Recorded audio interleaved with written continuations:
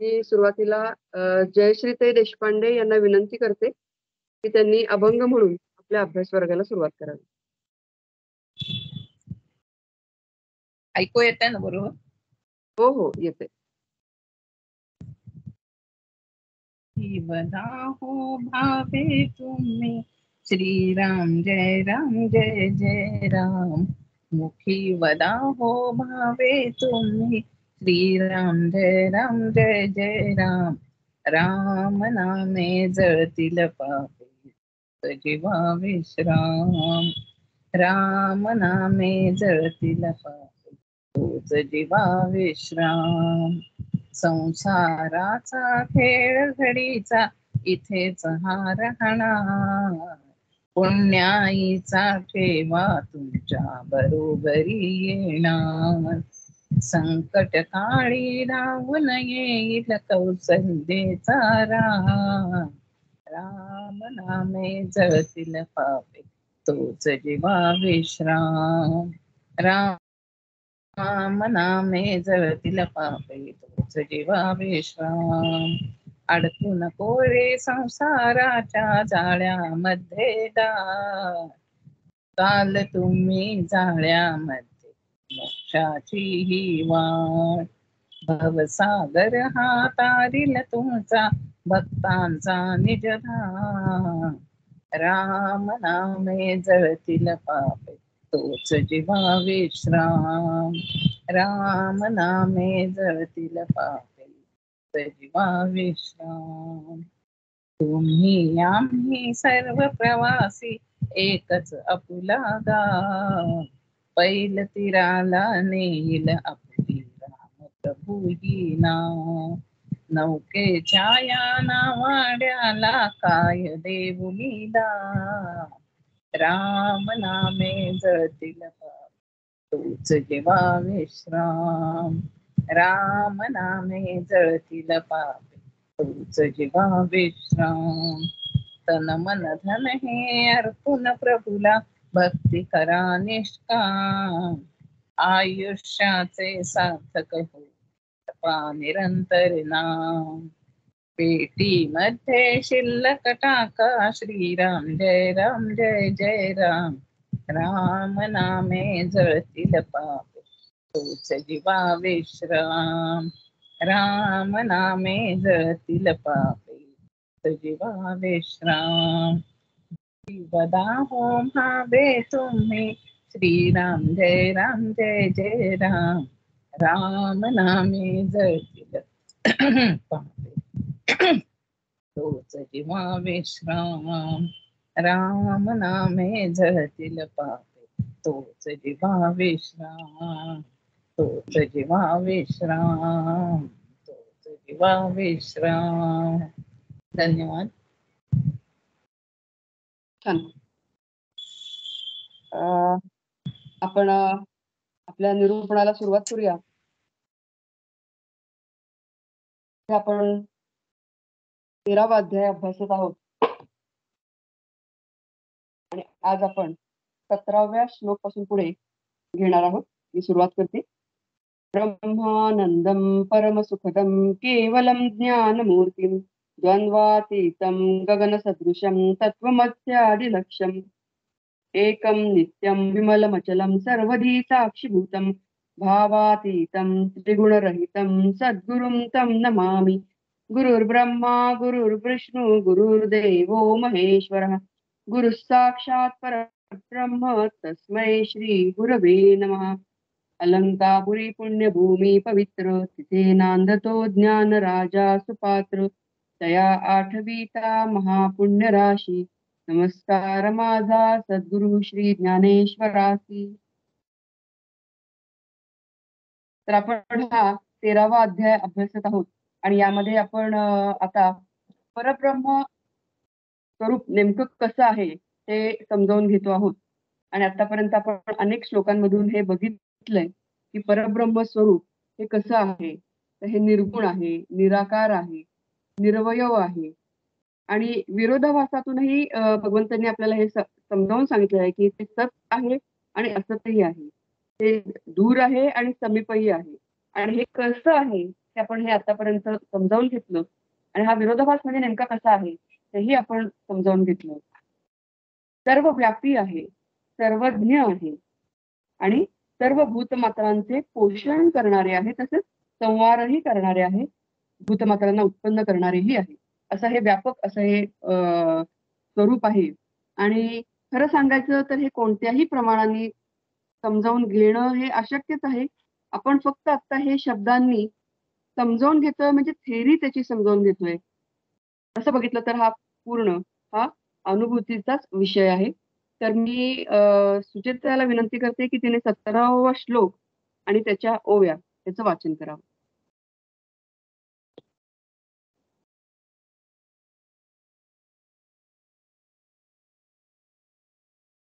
Hello, आवाज ऐकू येतोय माझा?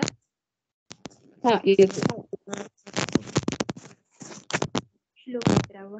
ज्योतिषामपि तज्ज्योति तमसः परमुच्यते ज्ञानं ज्ञेयं ज्ञानगम्यं हृदि सर्वस्यधिष्ठितम्. जे अग्नीचे दीपन, जे चंद्राचे जीवन. खरं येते ना सुचिता? एक सेकंद. खरं येते.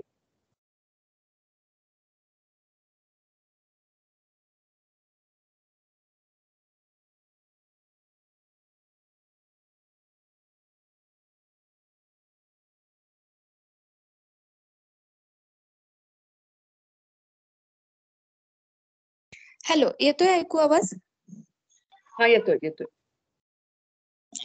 जे अग्नीचे दीपन, जे चंद्राचे जीवन, सूर्याचे नयन देखती जेणे, जयाचे नि उजियेडे तारांगण उबडे, महातेज सुरवाडे जेणे रहाटे, जे आदीची आदी, जे वृद्धीची वृद्धी, बुद्धीची जे बुद्धी, जीवाचा जीव, जे मनाचे मन, जे नेत्राचे नयन, कानाचे कान, वाचेची वाचा, जे प्राणाचा प्राण, जे गतीचे चरण, क्रियेचे कर्तेपण, जयाचे नि आकारू जेणे आकारे, विस्तारू जेणे विस्तारे, संहारू जेणे संहारे, पांडुकुमरा, जे मेदिनीची मेदिनी, जे पाणी पिऊनी असे पाणी, तेजा दिवे लावणी जेणे तेजे, जे वायूचा श्वासोश्वासू, जे गगनाचा अवकाशू, हे असो आघवाची आभासे जेणे, किंबहुना पांडवा, जे आघवेची असे आघवा, जेथ नाही रिगावा द्वैतभावासी, जे देखिले याची सवे, दृश्य द्रष्टा हे आघवे, एक वाट कालवे सामरस्ये, मग तेची होय ज्ञान, ज्ञाता ज्ञेयहन, ज्ञाने गमिजे स्थान, तेही तेची, जैसे सरलिया लेख, आख होती एक, तैसे साध्य साधनादिक ऐक्यासी ये, अर्जुना जिये ठाई न सरे द्वैताची वही, हे असो जे हृदयी सर्वांचा असे. आधी आपण अर्थ बघूया. ते परब्रह्म स्वरूप ज्योतींचेही ज्योती स्वरूप असून अंधाराच्याही अतीत आहे. तसेच ते ज्ञान स्वरूप, ज्ञेय स्वरूप आणि ज्ञानाने प्राप्त होणारे असून सर्वांच्या हृदयामध्ये स्थित आहे. माऊलींनी काय म्हटलंय ते आधी आपण बघूया. माऊली म्हणतात की जे ब्रह्म, हे ब्रह्म कसं आहे, तर जे ब्रह्म हे अग्नीला चेतवणारे आहे आणि चंद्राला अमृत देणारे आहे. आणि ज्या ब्रह्माच्या प्रकाशाने सूर्याचे डोळे पाहतात, ज्याच्या उजेडाने तारे प्रकाशले जातात. म्हणजे आपण काय म्हणतो की सूर्य आम्हाला प्रकाश देतो, सूर्याच्या प्रकाशामुळे आम्हाला दिसतं. सूर्य जेव्हा उगवतो तेव्हा आम्हाला दिसायला सुरुवात होती आणि सूर्य जेव्हा मावळतो तेव्हा रात्र होती, म्हणजे सगळीकडे अंधार होतो. पण परब्रह्म कसं आहे, तर त्याच्या प्रकाशाने सूर्याला प्रकाश मिळतो, ज्याच्या उजेडाने तारे प्रकाशले जातात. सूर्य हा तारा आहे, तसे अनेक ताऱ्यांचे समुदाय या अवकाशामध्ये आहेत. तर त्याच्या उजेडाने हे तारे हे प्रकाशले जातात, ज्याच्या तेजाने सूर्य सुखाने वावरतो. जे ब्रह्म आरंभाचा आरंभ आहे आणि वाढीची वाढ आहे, बुद्धीची बुद्धी आहे आणि जे जीवाचा जीव आहे, असं हे परब्रह्म आहे. जे मनाचे मन आहे, जे डोळ्यांचा डोळा आहे, जे कानांचे कान आहे आणि वाचेची वाचा आहे, जे प्राणांचा प्राण आहे, जे गतीचे पाय आहे व ज्याच्यामुळे कर्माचे घडणे होते. अर्जुना, ज्याच्या योगाने आकार विस्तार आकाराला येतो, ज्याच्या योगाने विस्तार विस्तारतो आणि ज्याच्या योगाने संहार नाश करतो. जे पृथ्वीची पृथ्वी आहे, जे ब्रह्मरूपी पाण्याला पिऊन पाणी हे पाणीपणाने आहे, ज्याच्या तेजाने तेजास प्रकाश दिला जातो. जे आपण हे पंचमहाभूत जे आहेत त्याचंच हे थोडंसं वर्णन केलेलं आहे की ह्या पंचभूतांना निर्माण करणारा शेवटी कोण आहे. मागच्याही अभ्यास वर्गामध्ये आपण हे बघितलं होतं की हे महाभूत ही तयार कुठून झाली, हे परब्रह्म परमात्म्यापासूनच निर्माण झालेली आहेत. आणि म्हणून त्यांनी म्हणलेलं आहे की जे पृथ्वीची पृथ्वी आहे, ज्या ब्रह्मरूपी पाण्याला पिऊन पाणी हे पाणीपणाने आहे. समुद्र जेव्हा आपण बघतो तेव्हा त्याचं अथांगत्व आमच्या लक्षात येतं, किती मोठा समुद्र आहे. पण हे पाण्याचंही पाणी आहे, ज्याच्या तेजाने तेजास प्रकाश दिला जातो. जे ब्रह्म वायूचा श्वासोच्छ्वास आहे व ज्या ब्रह्मरूपी पोकळीत आकाश राहिलेले आहे. हे आकाश किती भव्य आहे, जिकडे बघावं तिकडे आम्हाला आकाशच दिसतं. पण हे आकाश कुठे राहिले, तर हे ब्रह्मरूपी पोकळीमध्ये राहिलेलं आहे. हे राहू दे, हा सर्व जगदरूपी भास ज्याच्या योगाने भासतो, फार काय सांगावे अर्जुना, जे सर्वांच्या ठिकाणी सर्व आहे व जेथे द्वैतपणाचा प्रवेश होत नाही. हे सर्व व्यापित्व आहे की सगळीकडे, कुठं नाही असं नाही. हे परब्रह्म हे सगळीकडे आहे आणि तिथं द्वैतपणाचा प्रवेश होत नाही. जे पाहिल्याबरोबर दृश्य म्हणजे जगत आणि द्रष्टा म्हणजे पाहणारा हे सर्व ऐक्य भावाने एक होऊन जातात. मग ते ब्रह्मच ज्ञान होते व ज्ञाता, ज्ञेय आणि ज्ञान यांनी जाणले जाणारे ठिकाण तेहीच ब्रह्मच आहे. जिथे त्रिपुटीचा लय होऊन जातो. ज्याप्रमाणे पाटीवर हिशोब करण्याचे संपल्यावर हिशोबातील निरनिराळ्या रकमा एक होतात, मग पुन्हा वेगवेगळा हिशोब लिहिण्याची गरजच नाही. त्याप्रमाणे साध्य साधनाधिक हे ब्रह्माच्या ठिकाणी ऐक्यास येतात. तिथं साध्य, साधन आणि साधना करणारा असं वेगळं राहत नाही. अर्जुना, ज्या ठिकाणी द्वैताचा व्यवहार चालत नाही, हे असो, हे जे ब्रह्म हे कुठे आहे, हे ब्रह्म तर हे सर्वांच्या अंतःकरणात असते. हे ब्रह्म आहे. हृदय सर्वस्य धिष्ठितम्. आचार्य इथं प्रथम स्पष्ट करतात की परब्रह्म स्वरूप हे तमसः परम उच्चते. तमसः परम उच्चते म्हणजे काय? तमस म्हणजे अंधार किंवा अज्ञान.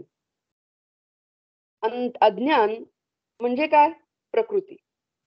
आणि या प्रकृतीमधूनच या विश्वाची निर्मिती झालेली आहे. आपण बघितलं. म्हणजेच अज्ञानामधूनच या विश्वाची निर्मिती झालेली आहे. आणि म्हणून अज्ञान हेच विश्वाचे बीज आहे. विश्व निर्माण होण्यापूर्वी या अज्ञानामध्येच असते आणि यालाच अव्यक्त अवस्था, बीजावस्था, सूक्ष्मावस्था किंवा कारणावस्था असं म्हणतात. आणि ही कारणावस्था म्हणजे मूळ प्रकृती होय. त्रिगुणात्मक जड ही कशी आहे प्रकृती, तर ही त्रिगुणात्मक आहे, म्हणजे त्रिगुणांच्या मध्ये आहे. ही जड आहे, हिला स्वतःची चेतना नाही, ही अविद्या स्वरूप आहे आणि ही अष्टधा प्रकृती आहे आणि ही अपरा प्रकृती आहे.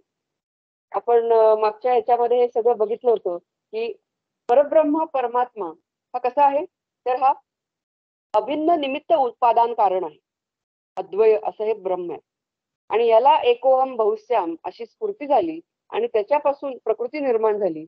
आणि प्रकृती ही कशी आहे, तर ही माया उपाधी युक्त आहे. उपाधी युक्त आहे आणि ही प्रकृतीचे पुन्हा परा प्रकृती आणि अपरा प्रकृती असे हे दोन भाग सांगितलेले आहेत. आता आपण थोडस सातत्यामध्ये जे बघितलं होतं परा प्रकृती आणि अपरा प्रकृती तेही थोडं बघूया, कारण पुढच्या श्लोकांमध्ये याचं थोडस आपल्याला अभ्यास हा असणं हे गरजेचं आहे. तर अपरा प्रकृती ही कशी आहे, तर ही अष्टधा प्रकृती आहे. म्हणजे पंचमहाभूत आकाश, वायू, अग्नी, आप आणि पृथ्वी ही पंचमहाभूत, मन, बुद्धी, अहंकार ही अष्टधा प्रकृती आहे. 8 गोष्टी. तर ही झाली अपरा प्रकृती. आता ही अपरा प्रकृती कशी आहे, तर ही निर्मित आहे, म्हणजे ही निर्माण झालेली आहे आणि त्यामुळे ती अनृतत्वात आहे, म्हणजे ती मिथ्या आहे, ती अचेतन आहे, ती दुःख स्वरूप आहे. आता हे दुःख स्वरूप म्हणजे नेमकं कसं, तर दुःख दोन प्रकाराने होऊ शकतं. एक प्रिय वियोगेनं किंवा अप्रिय संयोगेनं, म्हणजे प्रिय विषयांच्या वियोगाने मला जे आवडतं ते मला मिळालं नाही तर मला दुःख होतं, किंवा अप्रिय विषयांच्या संयोगाने, अशा दोन प्रकारांनी ही दुःख प्राप्ती ही होऊ शकते. आणि म्हणून अपरा प्रकृती कशी आहे, दुःख स्वरूप आहे. सुरुवातीला हे विषय हे आम्हाला अमृताप्रमाणे हवेसे वाटतात, बरे वाटतात, पण शेवटी ते सर्व विषय हे दुःखाला कारणीभूत आहेत हे आम्हाला पटायला लागतं. आणखी ही अपरा प्रकृती कशी आहे, तर ती त्रिगुणात्मक आहे. त्यामुळं रजोगुण आणि तमोगुणाच्या प्रभावाने ही युक्त असल्यामुळं ती अशुद्ध आहे, मलिन आहे.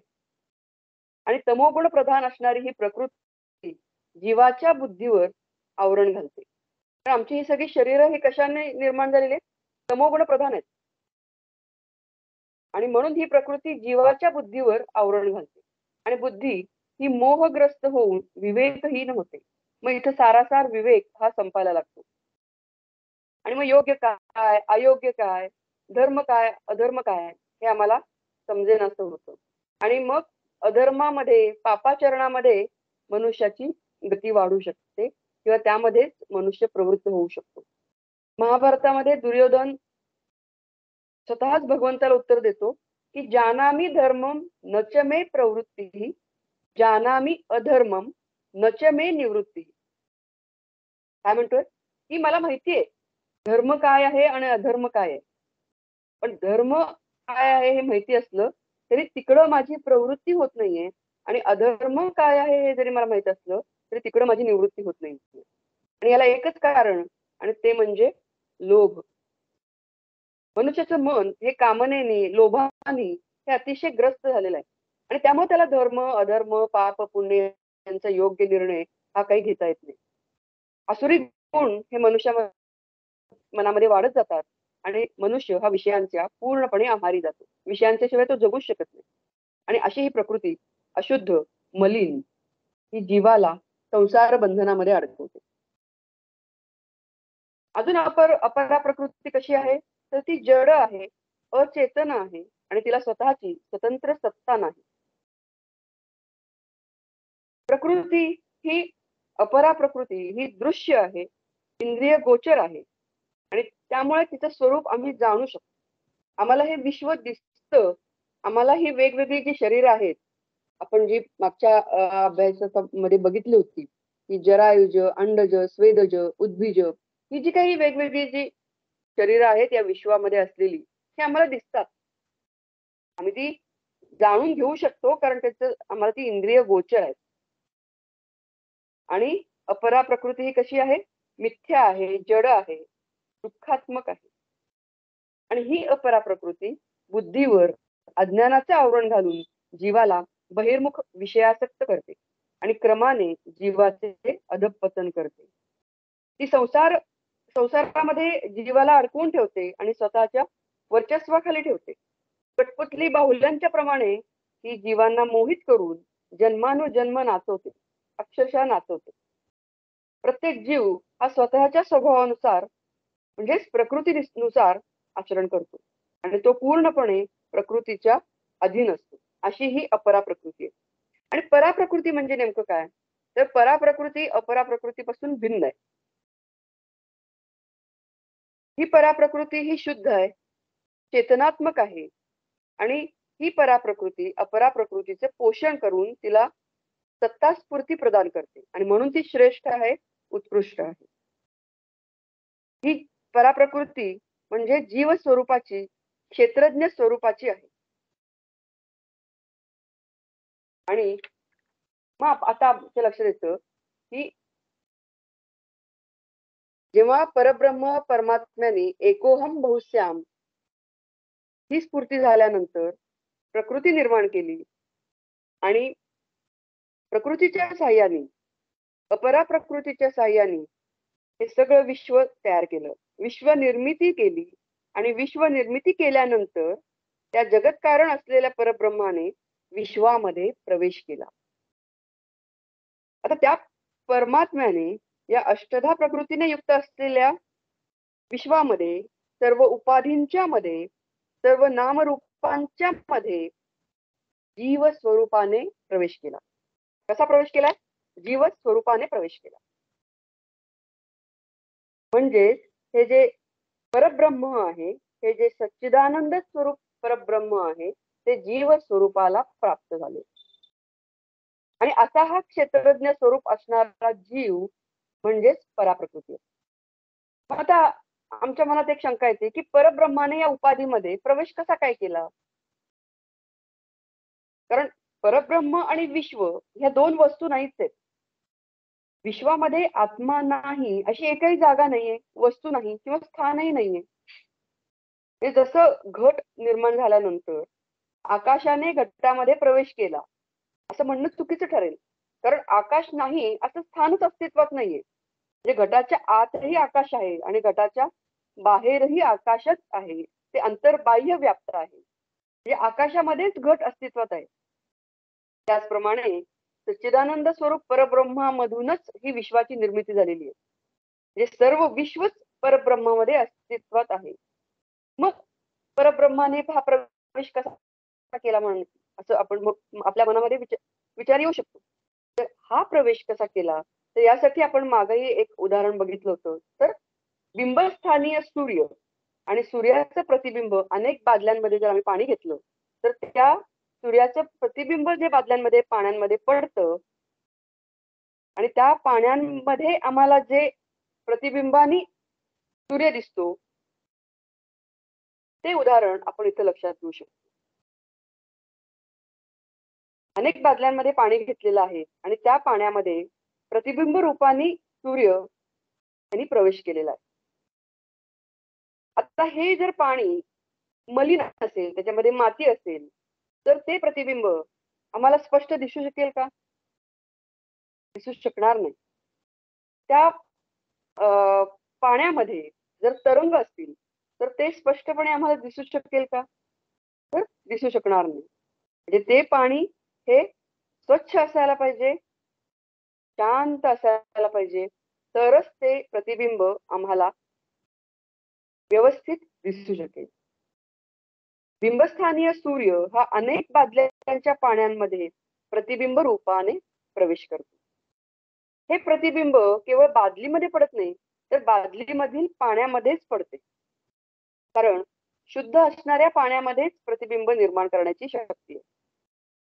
किंवा आरसा आणि भिंत या दोन जर गोष्टी आपण धरल्या तर त्याच्यामध्ये फक्त आरशामध्येच प्रतिबिंब निर्माण करण्याची शक्ती आहे. भिंतीमध्ये प्रतिबिंब निर्माण करण्याची शक्ती नाहीये. पाण्यामध्ये प्रतिबिंब निर्माण करण्याची शक्ती आहे. तसंच आरशामध्ये आहे. मग या दृष्टांतावरून आम्हाला काय समजतं? तर बिंबस्थानीय सूर्य हा एकच आहे, तो प्रकाश स्वरूप आहे आणि तो स्वयंसिद्ध आहे. आणि बिंबस्थानीय सूर्याचं प्रतिबिंब पडण्यासाठी योग्य उपाधीची आवश्यकता आहे. एकाच बिंबस्थानीय सूर्यामधून जितक्या उपाधी असतील तितकी अनेक प्रतिबिंब निर्माण होतात. आणि बिंबस्थानीय सूर्यामुळेच प्रतिबिंब सुद्धा प्रकाश स्वरूप राहतात. त्याचप्रमाणे म्हणजे हा जो आपण दृष्टांत घेतला त्याचप्रमाणे बिंबस्थानीय सच्चिदानंद स्वरूपाचे म्हणजेच परब्रह्म स्वरूपाचे जीवाच्या अंतःकरणामध्ये प्रतिबिंब पडलेलं आहे. म्हणजेच सच्चिदानंद स्वरूप परब्रह्माने या उपाधीमध्ये म्हणजेच अंतःकरणामध्ये जीव स्वरूपाने किंवा क्षेत्रज्ञ स्वरूपाने प्रवेश केलेला आहे. सच्चिदानंद स्वरूप परब्रह्म हे कसं आहे? तर हे अद्वय आहे, प्रकाश स्वरूप आहे, चैतन्य स्वरूप आहे, ते स्वयंसिद्ध आहे. आणि त्याचं प्रतिबिंब कुठे पडतंय? तर ते भिंतीप्रमाणे जड अचेतन असणाऱ्या शरीरामध्ये पडू शकत नाही. तर या चैतन्यामुळे अंतःकरणाला चेतना, स्फूर्ती, प्रकाश प्राप्त होतो. आणि ज्याप्रमाणे आपण मगाशी बघितलं की पाणी आणि आरसा हे योग्य उपाधी आहेत प्रतिबिंब पडण्यासाठी, त्याप्रमाणे अंतःकरण ही योग्य उपाधी आहे. आणि म्हणून ते परब्रह्म हे एकच अद्वय स्वरूपाचे असेल तरीही उपाधी मात्र अनेक आहेत आणि त्यामुळे त्यांची प्रतिबिंबे सुद्धा अनेक आहेत. म्हणजेच सर्व जीवांच्या अंतःकरणामध्ये तेच परब्रह्म स्वरूप हे प्रतिबिंब स्वरूपाने अस्तित्वात आहे आणि त्या परब्रह्माच्या अस्तित्वामुळे अंतःकरण हे चेतनशील प्रकाश स्वरूप होते आणि अंतःकरणाला चेतना प्राप्त होते. सूर्याचं आपण उदाहरण घेतलं त्याप्रमाणे सूर्य जसे अनेक प्रकाश स्वरूप किरणे बाहेर पडून सर्व विश्वाला व्याप्त करतात, त्याचप्रमाणे सर्व जीव म्हणजे परब्रह्माची जणू काही किरण आहेत आणि त्यामुळेच सर्व जीव हे चेतनशील आहेत. आणि म्हणून बिंबस्थानीय सच्चिदानंद स्वरूप परब्रह्म ज्यामध्ये प्रतिबिंब पडते ती उपाधी आणि उपाधीमध्ये पडलेलं प्रतिबिंब या सर्वांना मिळून जीव असे म्हणतात. प्रतिबिंबाला स्वतंत्र अस्तित्व नाहीये, तर मी आहे तरच प्रतिबिंब आहे, म्हणजे परब्रह्म स्वरूप आहे तरच प्रतिबिंब आहे. त्याला स्वतंत्र अस्तित्व नाहीये, तर ते परब्रह्म स्वरूपाचं प्रतिबिंब आहे. प्रतिबिंब हे बिंबावर अवलंबून आहे. मी सर्व उपाधींच्या मध्ये अधिष्ठान स्वरूपाने, प्रकाश स्वरूपाने, चैतन्य स्वरूपाने अस्तित्वात आहे. अनेक जीवांच्या मध्ये एकच परमात्मा पाण्यामध्ये दिसणाऱ्या सूर्याच्या प्रतिबिंबाप्रमाणे भिन्न भिन्न स्वरूपाने राहिलेला आहे. ह्या विश्वामध्ये जीव हा परमात्म्याचाच सनातन अंश आहे आणि तीच पराप्रकृती आहे. जे हा अष्टधा प्रकृतीपासून भिन्न आहे. अष्टधा अपरा प्रकृती जी आपण समजावून घेतली त्यापासून भिन्न आहे. हा दिसू शकत नाही, इंद्रिय गोचर आहे आणि तो शुद्ध आहे आणि म्हणूनच त्याला पराप्रकृती असं म्हटलेलं आहे. जे आम्हाला दिसतं, दृश्य शरीर जे आहे त्याला क्षेत्र म्हणलेलं आहे आणि शरीराला जो जाणतो, पाहतो, तो या शरीरापासून भिन्न आहे. जो द्रष्टा आहे त्याला क्षेत्रज्ञ म्हटलेला आहे. जे घटद्रष्टा घटात भिन्न या न्यायाने इदम पदाने दर्शवलेलं हे शरीर हे दृश्य आहे आणि द्रष्टा हा अहम पदाने निर्देशित केलेला आहे. तो क्षेत्रज्ञ आहे, तो जीव आहे आणि ती पराप्रकृती आहे. अशा प्रकारे पराप्रकृती ही अतिशय शुद्ध आहे, सत्वगुण प्रधान आहे, चैतन्याचं प्रतिबिंब आहे. म्हणजे चित प्रतिबिंब निर्माण करण्याचे सामर्थ्य हे अंतःकरणाला प्राप्त झालेलं आहे. अंतःकरण म्हणजे मन, बुद्धी, चित्त, अहंकार यांनी हे अंतःकरण बनलेलं आहे.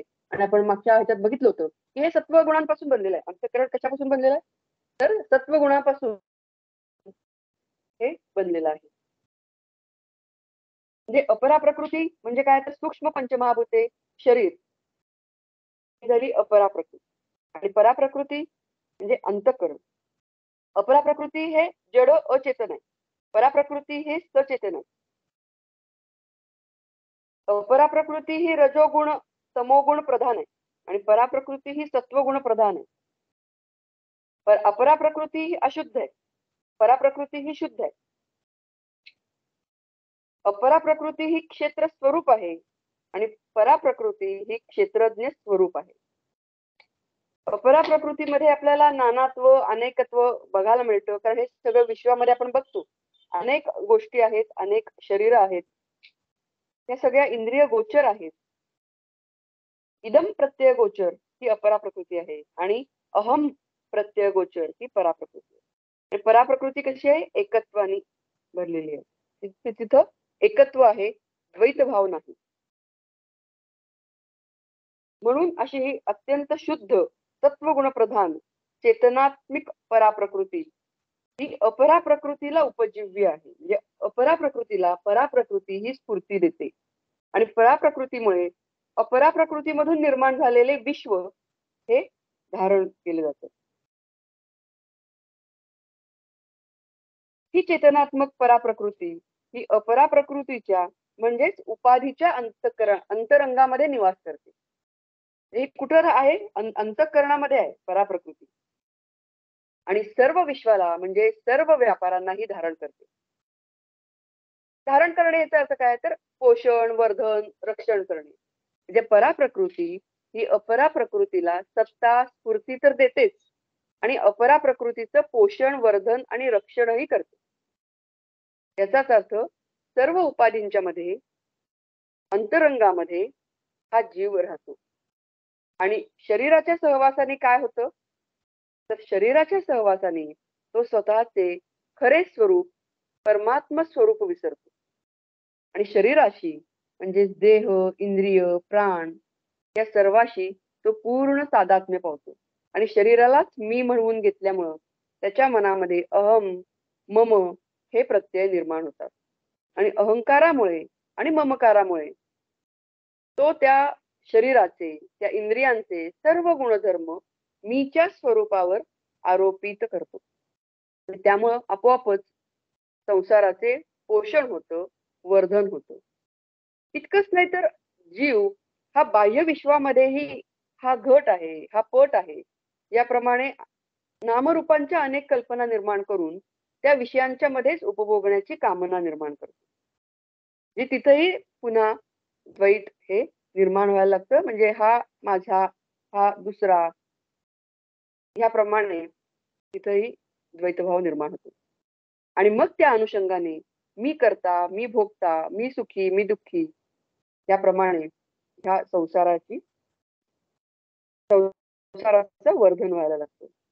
तर अशा प्रकारे आपण आता थोडक्यात हे आपण 7व्या अध्यायामध्ये बघितलेलं होतं. तर पुढे येणार आहे ह्या तर पराप्रकृती आणि अपराप्रकृती हे आपण आता थोडक्यात बघितलं. तर आपला विषय असा आहे की हे परब्रह्म हे अज्ञानाच्याही अतीत आहे. म्हणजेच ते अज्ञान म्हणजे काय? प्रकृती. आणि ही प्रकृती कशी आहे? तर ही त्रिगुणात्मक आहे, जड आहे आणि या अविद्यात्मक प्रकृतीपासून म्हणजेच अज्ञानापासून परब्रह्म हे भिन्न आहे, विलक्षण आहे आणि ते अज्ञानाच्याही अतीत आहे. अज्ञान ही अंतःकरणाची काय आहे? एक अवस्था आहे किंवा वृत्ती आहे आणि या वृत्तीशी मी तादात्म्य पावतो. म्हणजे इथं मी अज्ञानी आहे. यामध्ये मी आहे हा पहिला अनुभव येतो आणि मी अज्ञानी आहे हा दुसरा अज्ञानाचा अनुभव. म्हणजे प्रथम मला मीची जाणीव आहे. I am conscious of my self. पण इथपर्यंत ठीक आहे. पण याच्या पुढे जाऊन मी काय म्हणतो? मी अज्ञानी आहे. इथं मला अज्ञानाची जाणीव होते. पण हे वाक्य चुकीचं आहे. कारण मी अज्ञानी आहे. यात मी म्हणजे कोण आहे? तर मी म्हणजे सब्जेक्ट आहे किंवा मी म्हणजे ज्ञाता आहे. आणि त्यामुळे मी कधीही अज्ञानी होऊ शकत नाही. कारण मला अज्ञानाचं ज्ञान आहे, अज्ञानाची जाणीव आहे. आणि त्यामुळं अज्ञान हा मीचा धर्म नसून ती अंतःकरणाची वृत्ती आहे. आणि अज्ञानाची जाणीव ही कुणाला होते? ती सब्जेक्टला होते. अज्ञान हे कसं आहे? तर हे ज्ञेय आहे, अनुभव योग्य आहे. म्हणजे ते ऑब्जेक्ट आहे. आणि म्हणून मी हा अज्ञानाचाही ज्ञाता आहे. म्हणजे अज्ञान हे कसं आहे? तर जड आहे, अचेतन स्वरूपाचं आहे. आणि त्यामुळं अज्ञानच अज्ञानाला जाणू शकत नाही. अज्ञानाला कोण जाणू शकतं? तर अज्ञानापासून भिन्न असणारा मी. मी कसा आहे? सचेतन आहे, ज्ञाता आहे आणि हा मी अज्ञानाला जाणतो. पण आपण काय म्हणतो? I am ignorant. I want to get rid of my ignorance. म्हणजे मी अज्ञानी आहे. मला अज्ञानातून सुटका करून घ्यायची आहे. म्हणजे मला ज्ञानी व्हायचंय. पण मी कसा आहे? मी स्वतः पूर्ण ज्ञानीच आहे. मी अज्ञ आहे हा अध्यास आहे म्हणजे ही कल्पना आहे. आणि या कल्पनेचा निराश झाला की आपोआपच मी हा अज्ञानापासून निवृत्त होऊन अज्ञानापासून भिन्न असणाऱ्या अज्ञानाचा ज्ञाता होतो. म्हणजे मी हा ज्ञाताच आहे, मी हा ज्ञानीच आहे. पण अज्ञानात मी अज्ञ आहे ही एक कल्पना केलेली असल्यामुळं मगाशी आता आपण बघितलं तसं की मी शरीराशी इतकं तादात्म्य पावलेलं असल्यामुळं शरीराचे इंद्रियांचे गुणधर्म मीवर आरोपित केलेले असल्यामुळं मी अज्ञानी आहे असं आम्हाला वाटायला लागतं. आणि जेव्हा मी हा अज्ञानापासून भिन्न होतो तेव्हा आपोआप मी ज्ञाता होतो. आणि म्हणून भगवंत म्हणतात की तमसः परमुच्यते, म्हणजे अज्ञानाच्याही मी पलीकडे आहे. अक्षर अक्षरात परतः पर, म्हणजे अक्षर म्हणजे काय? अव्यक्त किंवा कारण. परब्रह्म स्वरूप हे कसं आहे? तर हे अक्षराच्याही अतीत आहे, कारणाच्याही अतीत आहे. आपण सुरुवातीला बघितलं बघा, अभिन्न निमित्त उपादान कारण, कारणाच्याही पलीकडे आहे परब्रह्म स्वरूप. ते अत्यंत तेजस्वी आहे, ओजस्वी आहे, स्वयंसिद्ध आहे आणि ज्ञानाच्या अतीत आहे. ज्ञानाच्या सुद्धा ते अतीत आहे. तो परमपुरुष अव्यक्ताच्याही अतीत आहे. आणि तो परमपुरुष हा दिव्य आहे, अमूर्त आहे, सर्वव्यापी आहे, जन्मरहित आहे, प्राणरहित आहे, मनरहित आहे आणि तो अत्यंत शुद्ध आहे, सर्वोत्तम आहे, सर्वश्रेष्ठ आहे आणि धर्म अधर्मापासून म्हणजेच पाप पुण्यापासून भिन्न आहे आणि कारण कार्याच्याही अतीत आहे. असं हे परब्रह्म स्वरूप आहे. आणि हे ज्ञेय ब्रह्म हे अव्यक्ताच्या अतीत असून ते अनादिमत परम आहे. ते अज्ञानाच्या अतीत आहे हे आपण बघितलं. म्हणजेच ते स्वरूप हे अज्ञानाने लिप्त होत नाही, स्पर्शित होत नाही, आवृत्त होत नाही. म्हणजे चैतन्य स्वरूपावर अज्ञान कधीही आवरण घालू शकत नाही. पण आम्ही काय म्हणतो की आमच्या दृष्टीवर अज्ञानाचं आवरण आहे आणि म्हणून आम्हाला ज्ञान होत नाही, किंवा आम्हाला म्हणून आमच्या हृदयामध्ये अस्तित्व असलेलं परब्रह्म स्वरूप हे दिसू शकत नाही. पण हेही वाक्य चुकीचं आहे. कसं? तर आपण जेव्हा ढग येतात आकाशामध्ये तेव्हा आपण काय म्हणतो की आकाशामध्ये ढग आलेले आहेत आणि म्हणून आम्हाला सूर्य दिसू शकत नाही. हेही वाक्य बरोबर चुकीचं आहे की नाही? की ढगामुळे सूर्य दिसू शकत नाही, हे काय आहे? वाक्य का चुकीचं आहे? कारण सूर्यावर कधीही ढगाचं आवरण येत नाही, तर ते आपल्या दृष्टीवर ढगाचं आवरण येतं. कारण सूर्य आणि ढग यामध्ये तसं बघितलं तर लाखो मैलांचं अंतर आहे आणि ढग हे अत्यंत लहान आहेत. त्यामुळे ढग हे सूर्यावर आवरण घालूच शकत नाहीत. तर ढग कुणावर आवरण घालतायत? आमच्या दृष्टीवर आवरण घालतायत आणि म्हणून आम्हाला ते सूर्याचं दर्शन होऊ शकत नाही. आणि म्हणून आम्हाला काय वाटतंय की ढगांनी सूर्यावर आवरण घातलं. सूर्य हा खरं तर ढगांच्या अतीत आहे. सूर्यामुळंच, सूर्याच्या प्रकाशामुळंच आपल्याला ढगाच्या अस्तित्वाचं ज्ञान होतं. त्याप्रमाणे परब्रह्म हे अव्यक्ताच्या अज्ञानाच्याही अतीत आहे. त्यामुळे अज्ञान हे परब्रह्म स्वरूपाला आवृत्त करू शकत नाही. उलट अज्ञानी जीवांच्या दृष्टीवर अज्ञानाचं आवरण असल्यामुळं परब्रह्म स्वरूप हे साक्षात अपरोक्ष स्वरूपाने पाहू शकत नाही. मग असं हे परब्रह्म कोणत्या स्वरूपाने आहे? तर इथं भगवंताने सांगितलेलं आहे की ज्योतिषामपि तत् ज्योतिः. ज्योतिः म्हणजे आदित्य किंवा सूर्य. आम्हाला माहिती आहे की सूर्य हा कसा आहे? जगत प्रकाशक आहे आणि विश्वामध्ये फक्त हा एकच सूर्य नाहीये, तर अनेक प्रकाशक आहेत, अनेक तारे आहेत आणि ह्या अनेक ताऱ्यांमुळं, अनेक सूर्यांमुळं, अनेक सूर्य आहेत जगामध्ये, त्यांच्यामुळं हे विश्व प्रकाशलं जातं. अनेक सूर्य, चंद्र, ग्रह, नक्षत्र, विद्युल्लता, अग्नी हे सगळे प्रकाशक आहेत आणि या सर्व प्रकाशकांचेही प्रकाशक कोण आहे?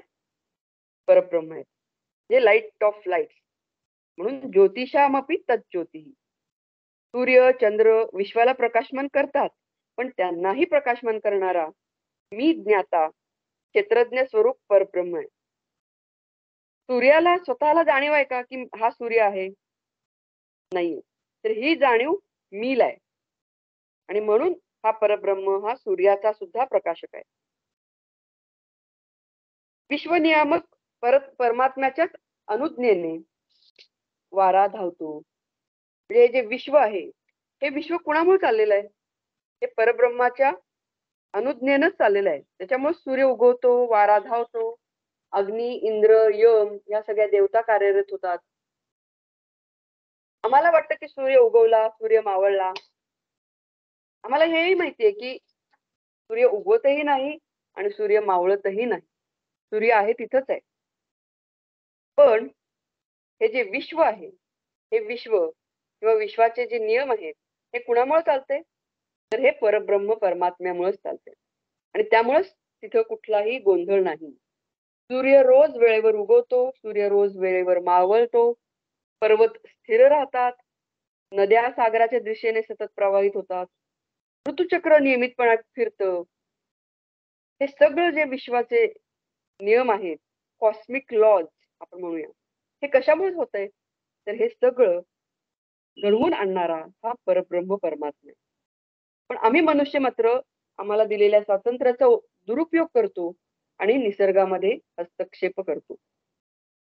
पाण्याचा अतिरेकी वापर करतो, जंगल तोड करून सिमेंटची जंगलं उभी करतो, पर्वत फोडून त्यामधून बांधकामासाठी लागणाऱ्या गोष्टी गोळा केल्या जातात, नदीमध्ये कचरा टाकला जातो, नदीमध्ये बांधकाम केलं जातं आणि मग कधीतरी पावसाळ्यामध्ये महापूर येतो आणि आम्ही म्हणतो निसर्ग का बरं कोपला? परमेश्वरांनी का बरं अवकृपा दाखवली? हे प्रत्येक गोष्टीसाठी आम्हीच जबाबदार असतो तिथे. आणि आम्ही हे जाणून घेतलं पाहिजे की परमेश्वर हा कर्तुम अकर्तुम आहे.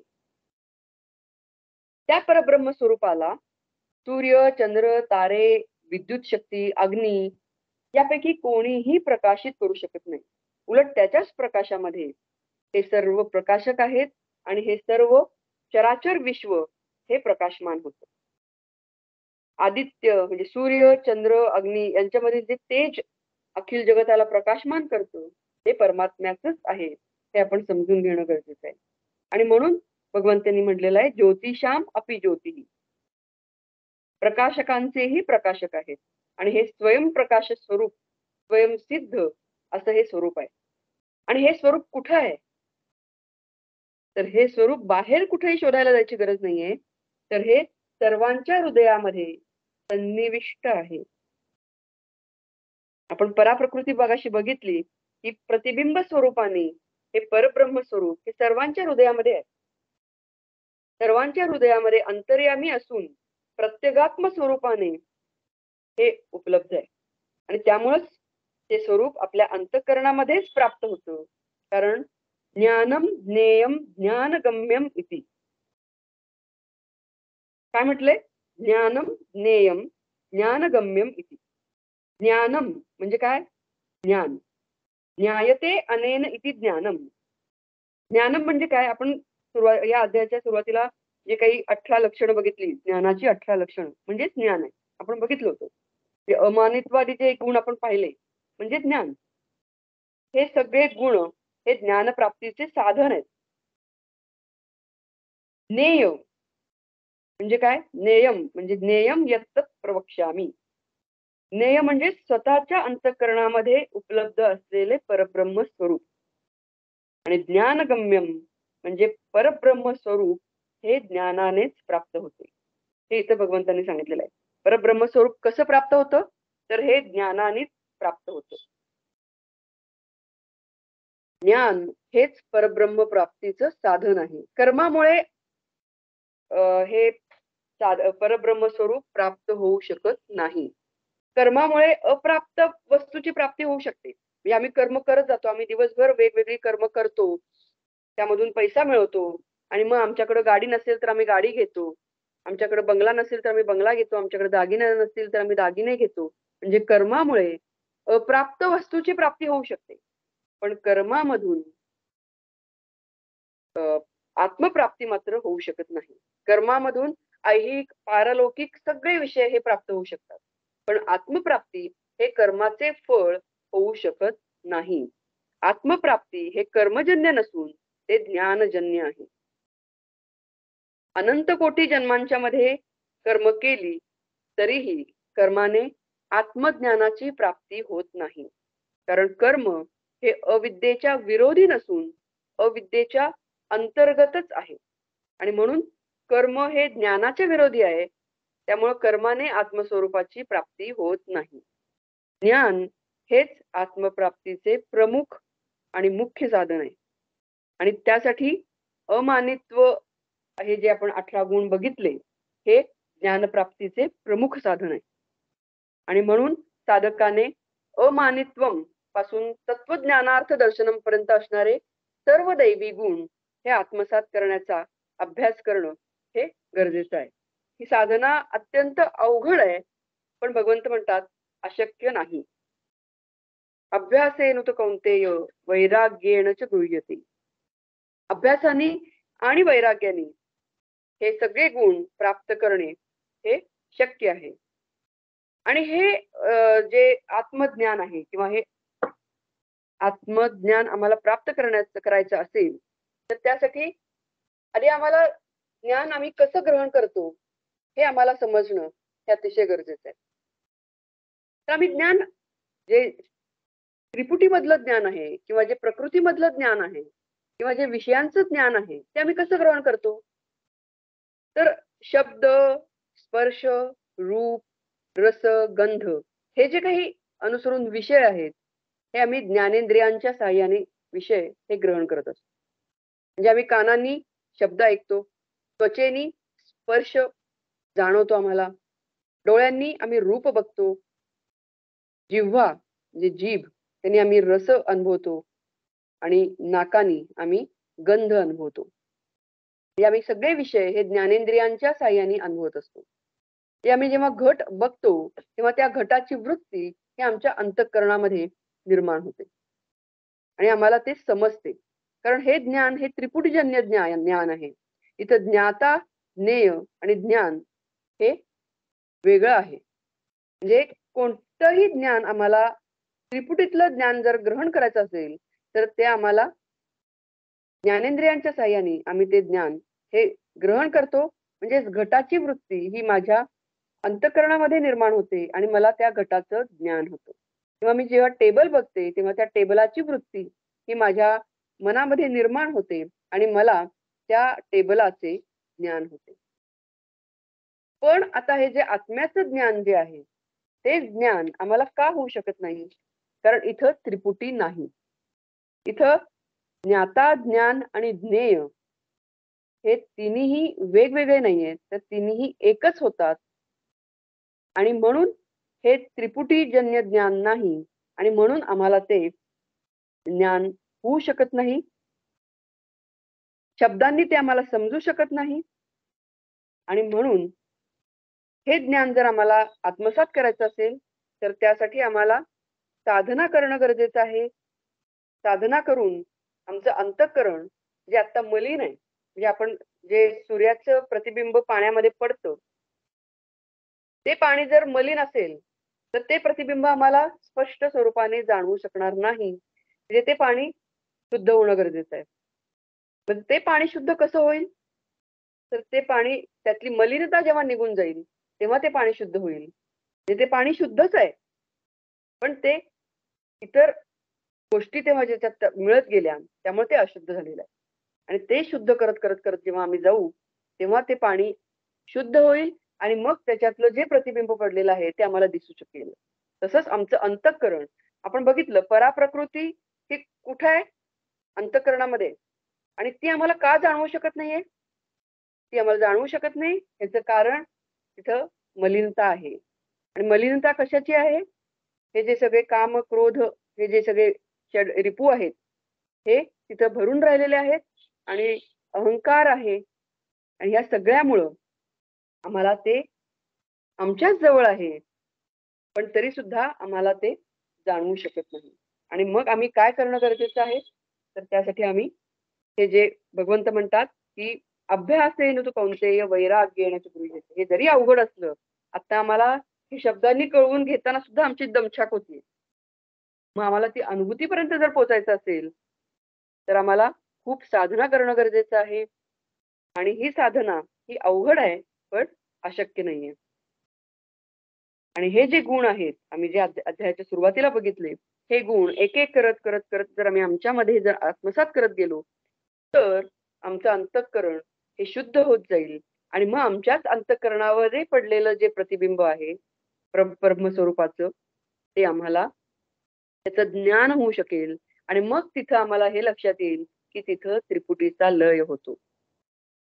हे सगळं ज्ञाता, ज्ञान आणि ज्ञेय हे तिन्ही एकच आहे हे आम्हाला जाणवू शकेल, हे समजू शकेल, त्याची अनुभूती येऊ शकेल.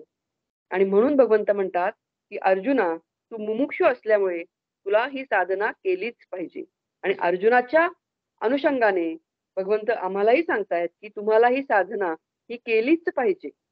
आत्मज्ञान प्राप्त करण्यासाठी प्रथम अंतःकरणाची तयारी करायला हवी. मन हे अत्यंत शुद्ध, निर्मळ, अंतर्मुख आणि विवेक वैराग्य संपन्न करून मगच मोक्षप्राप्तीची इच्छा करावी. परमेश्वराची काया वाचा मनाने श्रद्धेने आणि भक्तीने सेवा करून दीर्घकाळ निष्काम कर्मयोगाने जगावे. म्हणजे सुरुवात करताना ही निष्काम कर्मयोगाने सुरुवात करणं गरजेचं आहे. आणि हळूहळू पुढं पुढं पुढं पुढं जात आम्ही मग ज्ञानापर्यंत पोहोचू शकू.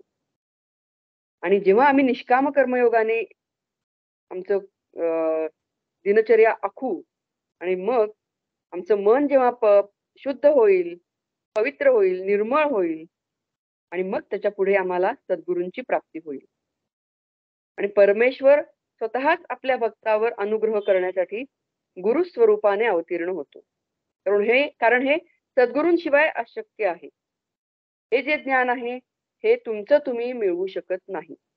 यासाठी सद्गुरूंची कृपा आवश्यक आहे.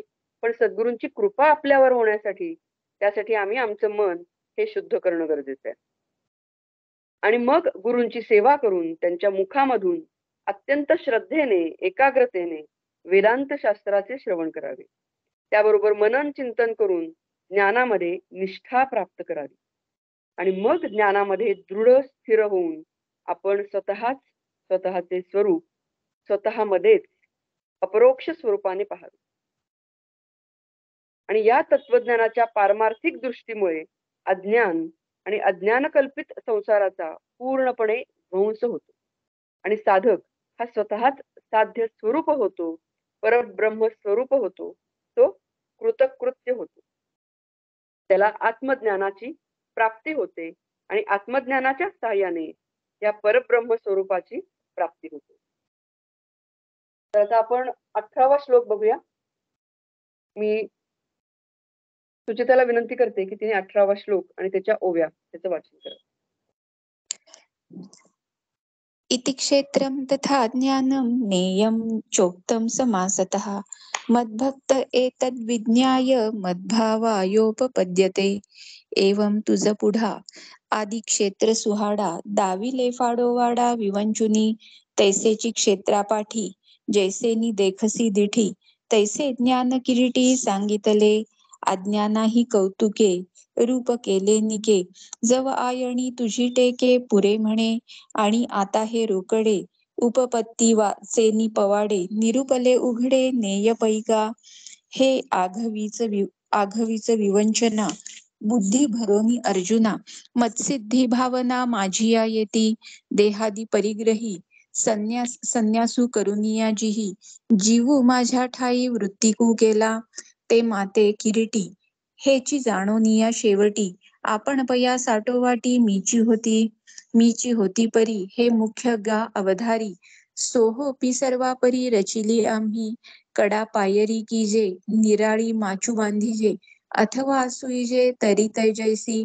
एरवी अवघेची आत्मा हे सांगो जरी विरोत्तमा तरी जे तुझिया मनोधर्मा गिळेल ना म्हणून एकची संचले चतुर्धा आम्ही केले जे अदळपण देखिले तुझिये प्रज्ञे पै बाळ जै जेवविजे तै घासू विसा ठाई कीजे तैसे एकची चतुर्व्याजे कथिले आम्ही हे क्षेत्र एक ज्ञान एक ज्ञेय एक अज्ञान हे भाग केले अवधान जाणोनी तुझे आणि ऐसे नाही पार्था जरी हा अभिप्राव तुझ हाता नये तरी हे व्यवस्था एक वेळ सांगो आता चौठाई न करू एकही म्हणोनी न सरू आत्मनात्मया धरू सरिसा पाडू परी तुवा येतुले करावे मागोनी ते आम्हा देयावे जे कानाची नाव ठेवावे आपण पैगा या श्रीकृष्णाची या बोला पार्थू रोमांचित झाला तेथ देवो म्हणती भला उचंबळेना ऐसेनी तो येता वेगू धरुनी म्हणे श्रीरंगू प्रकृती पुरुष विभागू परिसे सांगो.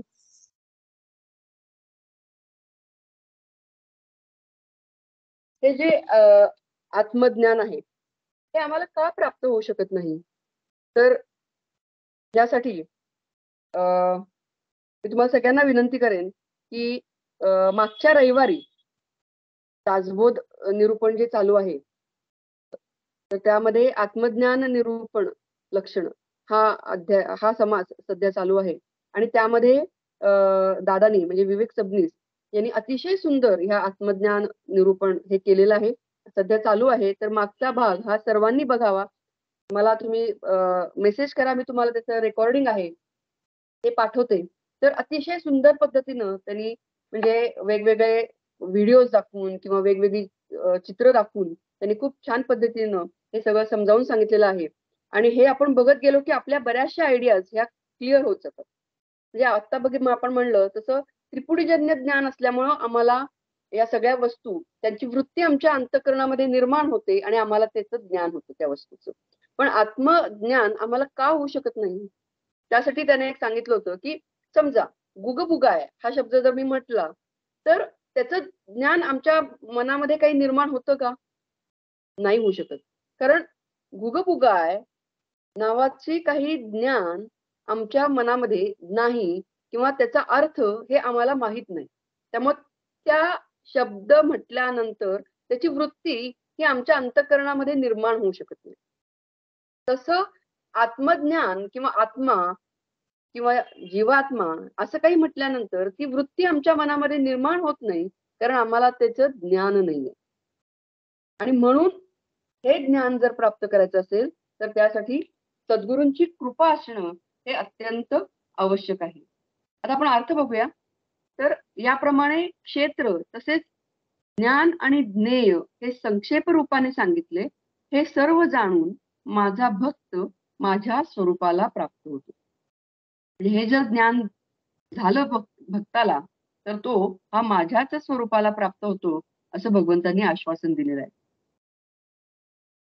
याप्रमाणे भगवंतांनी अत्यंत सार रूपाने क्षेत्राचं स्वरूप, क्षेत्राचे विकार, धर्म, कर्म, अवस्था या सगळ्या गोष्टी सांगून त्यांच्या संबंधांचा पूर्णपणे निराश केलेला आहे. आणि क्षेत्र आणि क्षेत्रज्ञाचा कोणताही संबंध नाही हेही सांगितलेलं आहे. आणि परब्रह्म स्वरूप नेमकं कसं आहे तेही स्पष्ट केलेलं आहे.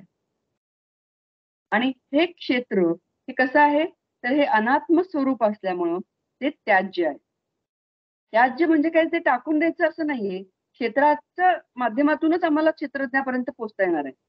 पण मी म्हणजेच क्षेत्र आहे हे जे आम्ही आतापर्यंत समजतोय हे आम्ही समजणं हे सोडून देणं हे गरजेचं आहे. आणि त्यासाठी काय करायला हवं तर श्रवण मनन या साधना त्यांच्या सहाय्याने आत्मज्ञान प्राप्तीसाठी असणारे जे सहाय्यकारी गुण आहेत म्हणजे अमानित्वापासून ते तत्वज्ञानार्थ दर्शनम पर्यंतचे जे गुण आहेत ते साधन आहेत. आणि हे गुण हे ज्ञान साधन असल्यामुळं त्यांना इथं ज्ञान असंच म्हटलेलं आहे. आणि त्यानंतर मग अनादिमत परम ब्रह्म पासून ज्ञान पर्यंत ज्ञेय परब्रह्माचं स्वरूप हे सांगितलेलं आहे. आणि हे परब्रह्म स्वरूप कसं आहे तर ते तटस्थ आहे, ते साक्षी आहे. तर अशा प्रकारे आतापर्यंत भगवंतांनी क्षेत्र आणि क्षेत्रज्ञाचं हे स्वरूप सांगितलं. आणि मग हे सगळं लक्षात घेऊन साधकांनी काय करायचंय तर क्षेत्राचा त्याग करायचा आहे. त्याग करायचा आहे म्हणजे पुन्हा तेच की क्षेत्राचा त्याग म्हणजे शरीराचा त्याग करायचा नाहीये. तर आपण जे शरीरामध्ये जे गुंतून राहिलेलो आहोत, विषयांच्या मध्ये जे गुंतून राहिलेलो आहेत ते सोडून द्यायचं आहे. आणि क्षेत्रज्ञाचा आश्रय घेऊन तिथं आमचं मन हे स्थिर करायला पाहिजे, दृढ करायला पाहिजे असं भगवंत म्हणतात. आणि असं जो करतो हे जो जाणतो तो माझा भक्त आहे आणि तो माझ्या स्वरूपाला प्राप्त होतो. आता भक्त म्हणजे नेमका कसा तर भक्त म्हणजे जो सर्वज्ञ आहे, ज्याने परमेश्वरामध्ये सगळे भाव आपले अर्पण केलेले आहेत तो माझा भक्त आहे.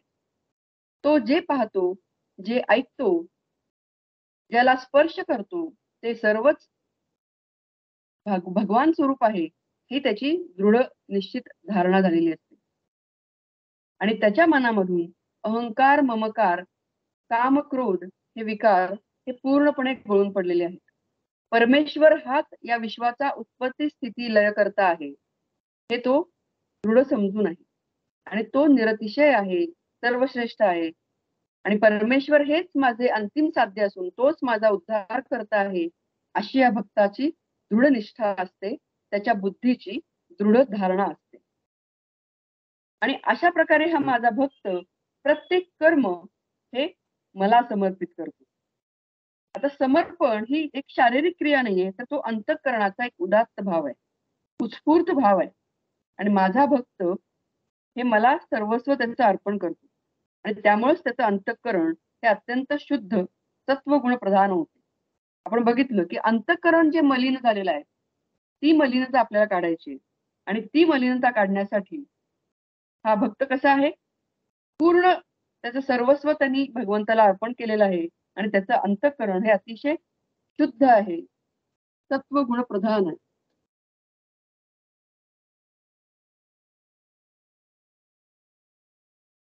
हॅलो,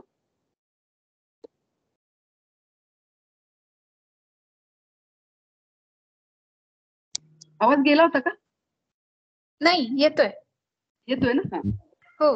तर भक्त कसं आहे, तर भक्तांनी त्याचं सर्वस्व हे भगवंताला अर्पण केलेलं आहे. त्याचं अंतःकरण हे अत्यंत शुद्ध आहे, सत्वगुण प्रधान आहे, असा हा भक्त आहे. आणि हा शुद्ध सत्वगुण प्रधान, साधन चतुष्टय संपन्न, विवेक वैराग्य संपन्न असा हा भक्त आहे. आणि हा भक्त हा कसा आहे, ऐहिक आणि पारलौकिक विषयांच्या आसक्तीमधून पूर्णपणे निवृत्त आहे. त्याच्या अंतःकरणामध्ये आत्मजिज्ञासा निर्माण झालेली आहे. आणि तो सद्गुरूंना अनन्य भावाने समर्पित आहे. तो सद्गुरूंच्या मुखामधून वेदांत शास्त्राचं श्रवण करतो. क्षेत्रज्ञ यांच्या स्वरूपाच्या ज्ञानाने तो नाशवान अशा विकारांचा, क्षेत्राचा त्याग करतो. क्षेत्रापासून भिन्न स्वरूप असणारा निर्विशेष असं परब्रह्म स्वरूप क्षेत्रज्ञ याचा तो स्वीकार करतो. म्हणजेच भक्ताची आपण जी 12व्या अध्यायामध्ये लक्षणं बघितली होती ती आपण थोडीशी आतापर्यंत इथं थोडीशी रिवाईज केली. तर भक्त कसा आहे आणि आम्हाला अशा प्रकारचं भक्त व्हायचं आहे. भक्त हा शुद्ध आहे, सत्वगुण प्रधान आहे, विवेक वैराग्य संपन्न आहे.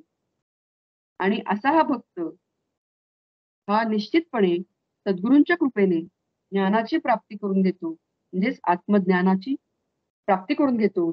आणि असा हा भक्त, असा हा ब्रह्मज्ञानी पुरुष हा त्यक्त्वा देहम पुनर्जन्म नैति मामेति सोर्जुन, असा ब्रह्मज्ञानी पुरुष हा काय होतो, देहत्याग केल्यानंतर पुन्हा जन्माला येत नाही, तर तो स्वतःच परमात्मा स्वरूप होतो. अशा प्रकारे भगवान इथे सिद्ध करतात की माझा भक्त हा क्षेत्रज्ञाचे स्वरूप जाणून स्वतःच परब्रह्म स्वरूप होतो. आणि मग पुढे आता भगवंतांनी पराप्रकृती, अपराप्रकृती आणि त्याचं वर्णन हे पुढील श्लोकामध्ये केलेलं आहे. पण त्याआधी आपण थोडंसं माऊलींनी काय म्हटलेलं आहे ते थोडक्यात बघूया आणि आपण आज इथं थांबूया. तर माऊली म्हणतात की हे सुजाण अर्जुना, प्रथम हे क्षेत्र तुला स्पष्टपणाने व्यक्त करून दाखवले. त्याचप्रमाणे क्षेत्राचा प्रकार सांगितल्यानंतर आम्ही ज्या रीतीने तुला डोळ्यांनी दिसेल त्या रीतीने तुला ज्ञान सांगितले. तुझी बुद्धी पुरे म्हणून तृप्त होईपर्यंत कौतुकाने आम्ही अज्ञानाचंही चांगलं वर्णन केलं. आणि अर्जुना, आताच विचारांच्या विस्ताराने ज्ञेय मूर्तिमंत स्पष्ट करून सांगितले. अर्जुना, हा सर्व विचार बुद्धीत भरून जे माझ्या भावनेने माझ्या स्वरूप सिद्धीला येतात, ज्यांनी देहादी परिग्रहाचा त्याग करून आपला जीव माझ्या ठिकाणी वतनदार केला, अर्जुना असे हे माझे भक्त, ते शेवट हाच विचार जाणून व आपला मोबदला मला घेऊन मद्रूपच होतात. अर्जुना, मद्रूप होण्याचा मुख्य प्रकार हा आहे असे समज. आणि मद्रूप होण्याच्या प्रकारांपेक्षा हा इतर सर्व मद्रूप होण्याच्या प्रकारांपेक्षा हा सोपा आहे. डोंगराच्या कड्याला वर जाण्याकरता जशा पायऱ्या कराव्यात व आकाशाच्या पोकळीत वर जाण्याकरता जशी माच बांधावी किंवा खोल पाण्यातून जाण्याकरता जशी त्या पाण्यात नाव घालावी, सहज विचार करून पाहिले तर सर्वच आत्मा आहे हा विचार जर तुला एकदम सांगितला असता तर हे विरोत्तमा, तो विचार तुझ्या बुद्धीच्या आटोक्यात आला नसता. तुझ्या बुद्धीचा असमर्थपणा पाहिल्या कारणाने एकच सर्वत्र भरलेले जे परब्रह्म ते आम्ही 4 प्रकारचे केले. मुलाला जेव्हा जेवावयास घालावयाचे असते तेव्हा एक घास 20 ठिकाणी करावा लागतो. त्याप्रमाणे एकच परब्रह्म 4 प्रकारच्या निमित्ताने आम्ही तुला सांगितले. तुझी ग्रहण शक्ती पाहून एकाच ब्रह्माचे एक क्षेत्र, एक ज्ञान, एक ज्ञेय आणि एक अज्ञान असे आम्ही 4 भाग केले. आणि अर्जुना, असे सांगूनही जर हा अभिप्राय तुला कळला नसेल तर हाच प्रकार पुन्हा एक वेळा मी सांगू. आता त्या ब्रह्माचे 4 ठिकाणी विभाग करणार नाही व सर्व एकच ब्रह्म आहे असे करून संपविणार नाही. तर आत्मा आणि अनात्मा यांची सारखी योग्यता धरून प्रतिपादन करू. परंतु तू मात्र एवढे कर की आम्ही तुझ्याजवळ जे मागू ते तू आम्हाला दिले पाहिजे. आणि काय मागितले भगवंतांनी अर्जुनापाशी, की तू स्वतः कानाचे नाव ठेव. म्हणजे काय, ते तुझे सर्व इंद्रियांचे व्यापार बंद ठेवून फक्त ऐकण्याचे काम चालू दे. या श्रीकृष्णाच्या बोलण्याने अर्जुनाच्या अंगावर रोमांच उभे राहिले. ते पाहून देव म्हणाले, तू चांगल्या योग्यतेचा आहे, पण हर्षवेगाने अनावर होऊ नकोस. अर्जुनाला येणारा हर्षाचा वेग याप्रमाणे श्रीकृष्णाने आवरून श्रीकृष्ण म्हणाले की प्रकृती पुरुषांचा विभाग सांगतो तो ऐक. त्याप्रमाणे माऊलींनी सांगितलेलं आहे की परब्रह्म सगळा आम्हाला हे आम्ही आणि लहानपणापासून आम्ही हे ऐकलेलंच आहे की सगळीकडे परमेश्वर आहे, पण म्हणजे नेमकं काय ते आम्ही आतापर्यंत हे सविस्तर बघितलेलं आहे. आणि माऊलींनी तेच सांगितलं की परब्रह्म हे सगळीकडेच भरलेलं आहे. एवढं एक वाक्य सांगितल्यावर आम्हाला काहीही बोध होत नाही आणि म्हणून त्याचे मी 4 भाग करून हे तुला विस्ताराने सांगितलेलं आहे. तर मला असं वाटतं की आज आपण आता इथंच थांबूया. पुढच्या भागामध्ये आपण सविस्तर पुढचे भाग बघूया. श्रीकृष्ण अर्पणमस्तु. मी डॉक्टर देशपांडे यांना विनंती करते की त्यांनी आरती म्हणावी गीतेची.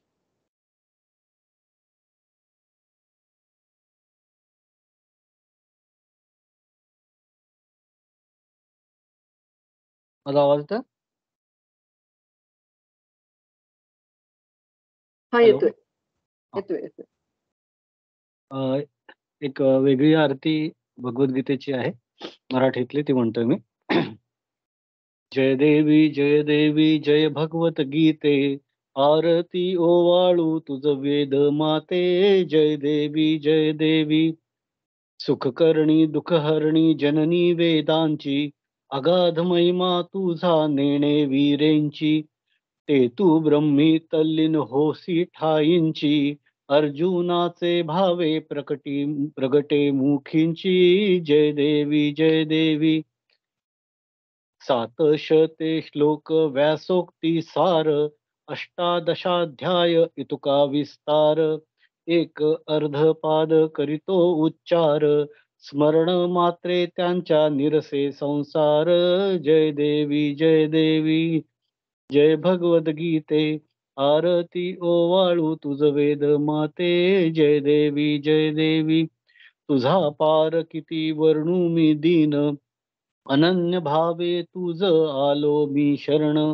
सनाथ करी माये कृपा करून, बाप रखुमा देवी वरदास मान. जय देवी जय भगवत गीते, आरती ओवाळू तुझ वेद माते. जय देवी.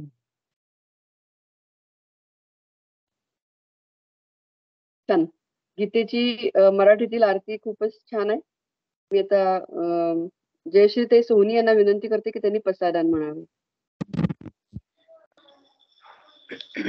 हॅलो. आता विश्वात्मके देवे, येणे वाग्यज्ञे तोषावे. तोषोनी मज द्यावे पसाय दान हे, जे खळांची व्यंकटी सांडो तया सत्कर्मी रती वाढो, भूता परस्परे पडो. मैत्र जीवांचे दुरितांचे तिमिर जावो, विश्वस्वधर्म सूर्ये पाहो. जो जे वांछील तो ते लाहो, प्राणी जात वर्षत सकळ मंगळी. ईश्वर निष्ठांची मांदियाळी, अनवर्त भूमंडळी. भेट तू भूता तया कल्पतरूंचे आरव, चेतना चिंतामणींचे गाव. बोलते जे अर्णव पियुषांचे, चंद्रमे जे अलांछन. मार्तंड जे तापहीन, ते सर्वाही सदा सज्जन. सोय रे हो तू तेथ म्हणे श्री विश्वेश्वरा हो. आहोईल दान पसाओ, येणे वरे ज्ञान देवो.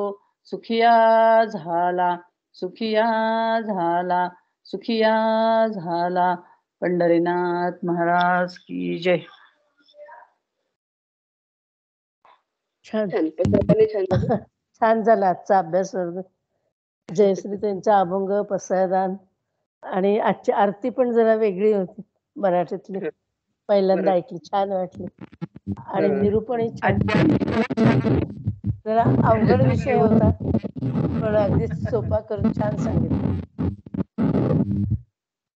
Hello, hello. आजची आरती जर लिहिलेली असेल तर ह्याच्यावर पाठवा की आपल्या ग्रुपवरती.